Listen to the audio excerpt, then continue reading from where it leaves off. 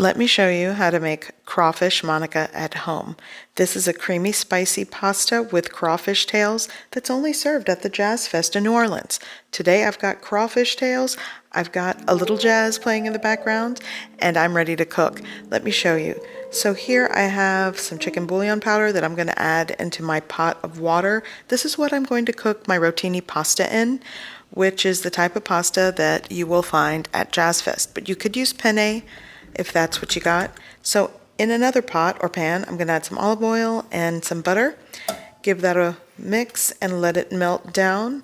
And this is what I'm going to saute 3 scallion whites. In all, I will be using the green tops as well, but the whites are going in first.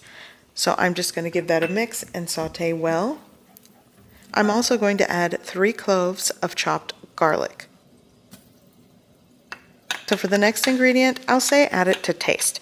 I'm going to start with maybe a teaspoon of Creole seasoning.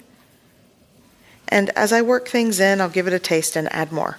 And here I'm going to add just a little bit of cayenne pepper. I don't want this too spicy, but you can add more. And I'm going to add some lemon pepper and some onion powder. Again, to taste, start with like a 1/4 teaspoon to 1/2 teaspoon of each if you need to, with the exception of that cayenne pepper. Things can get spicy with that. Okay, so my water is boiling. I'm going to add 12 ounces of Rotini pasta. I'm working with 12 ounces of crawfish tails, so equal parts uncooked pasta to crawfish tails. I think that works. Okay, crawfish is already cooked. This is all I could find, so I'm really not going to try to cook this for a long time.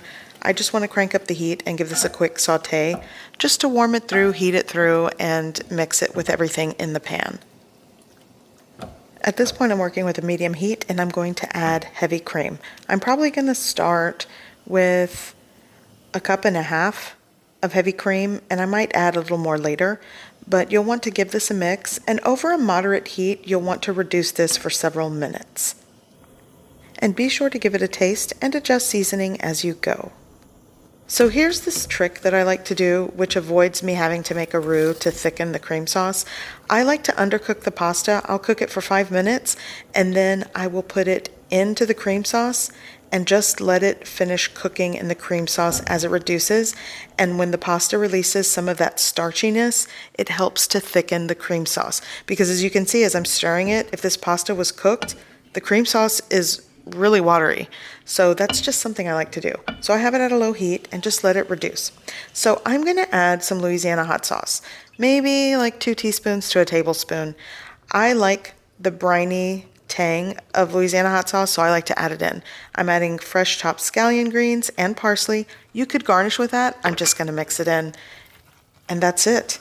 At this point, give it a mix. You'll notice that my cream sauce has thickened over several minutes of the pasta just cooking along with it, and it comes out perfect every time. This is a very simple recipe. Some people like to add white wine to the cream sauce, but this is very easy. So garnish and serve. So I hope you give this recipe a try. I hope you like it, and thanks for watching.